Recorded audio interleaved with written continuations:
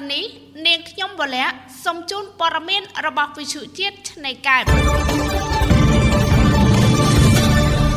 សំជុនមេត្តាព័ត៌មានក្នុងព្រឹត្តិការណ៍អង្គរសង្ក្រាន្តឆ្នាំ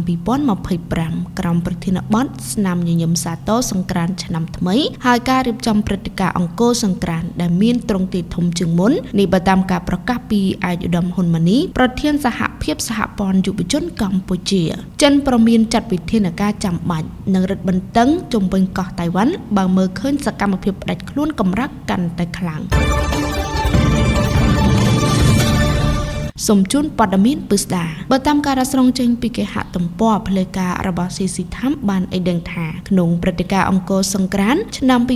2025ក្រោមប្រធានបទស្នាមញញឹមសាទរសង្ក្រាន្តឆ្នាំថ្មីហើយការរៀបចំព្រឹត្តិការណ៍អង្គរសង្ក្រាន្តដែលមានទ្រង់ទ្រាយធំជាងមុននេះបើតាមការប្រកាសពីអាយុធមហ៊ុនម៉ាណីប្រធានសហភាពសហព័ន្ធយុវជនកម្ពុជាថ្លែងក្នុងសន្និសីទសារព័ត៌មានស្ដីពីការរៀបចំព្រឹត្តិការណ៍អង្គរសង្ក្រាន្តឆ្នាំ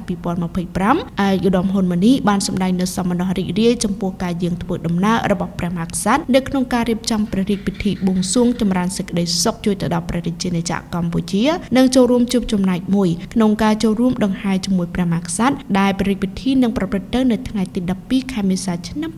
2025បើតាមអាយុធមហ៊ុនម៉ាណីតាមរយៈព្រះរាជពិធីបួងសួងសុំសេចក្តីសុខនិងព្រឹត្តិការណ៍អង្គរសង្ក្រាន្តខេត្តសៀមរាបនៅក្នុងឆ្នាំនេះនឹងមានអស្ចារ្យនិងសប្បាយរីករាយជាងឆ្នាំមុនអាយុធមបន្តថាគិតពីឆ្នាំ2013ឆ្នាំនេះជាឆ្នាំទី12គិតចាប់ពីថ្ងៃបដិសន្ធិនៃព្រឹត្តិការណ៍អង្គរសង្ក្រាន្តដែលព្រឹត្តិការណ៍នេះបាននាំមកនូវសម្បត្តិវប្បធម៌អរូបីជាច្រើនអនេកនៃដូនតាខ្មែរលើបេតិកភណ្ឌរូបីនៃប្រាង្គប្រាសាទអង្គរអាយុធមសង្កត់ធ្ងន់ថានៅក្នុងឱកាសពិធីបុណ្យចូលឆ្នាំខ្មែរឆ្នាំម្សាញ់ពុទ្ធសករាជ2568ចូលដល់2569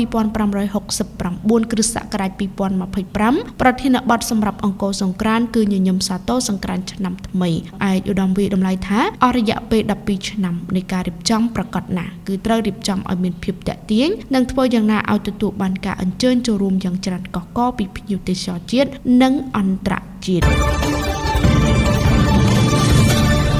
បើតាមការរស្រង់ចេញពីគេហទំព័រផ្លូវការរបស់ BTV News បានឲ្យដឹងថាយោធាចិនបានបដិញ្ញារឹតបន្តឹងតំបន់ជុំវិញកោះតៃវ៉ាន់ប្រសិនបើសកម្មភាពផ្ដាច់ខ្លួននៅលើកោះនេះកញ្ជ្រោលឡើងកាន់តែខ្លាំងហើយបានប្រមានក្រុមអ្នកតស៊ូមតិទាមទារឯករាជ្យឲ្យដកថយពីមាត់ជ្រោះក្រសួងការបរទេសចិនបាននិយាយកាលពីថ្ងៃច័ន្ទសប្តាហ៍នេះថាប្រទេសចិននឹងខិតខំប្រឹងប្រែងអស់ពីសមត្ថភាពដើម្បីសម្រេចបាននូវការបង្រួបបង្រួមដោយសន្តិភាពជាមួយនឹងកោះតៃវ៉ាន់ប៉ុន្តែនឹងចាត់វិធានការចាំបាច់ទាំងអស់ដើម្បីការពារបូរណភាពទឹកដីរបស់ប្រទេសចិនទីក្រុងប៉េកាំងបានចាត់ទុកកោះស្វាយគ្រប់គ្រងនេះថាជាផ្នែកមួយនៃទឹកដីរបស់ខ្លួនហើយពុំបានច្រានចោលការប្រើប្រាស់កម្លាំងយោធាដើម្បីក្រសោបយកកោះនេះនោះទេក្រមអាជ្ញាធរតៃវ៉ាន់បានរងសម្ពាធកាន់តែខ្លាំងពីប្រទេសចិននៅក្នុងរយៈពេលប្រមាណឆ្នាំចុងក្រោយនេះតាមរយៈសមយុទ្ធយោធាការបញ្ជូនយន្តហោះចម្បាំងនិងនាវាកងទ័ពជើងទឹកជាបន្តបន្ទាប់នៅជុំវិញកោះនេះការអត្ថាធិប្បាយនេះបានធ្វើឡើងកាលពីថ្ងៃច័ន្ទក្នុងអំឡុងពេលការជួបជុំនយោបាយប្រចាំឆ្នាំវគ្គ2របស់ប្រទេសចិន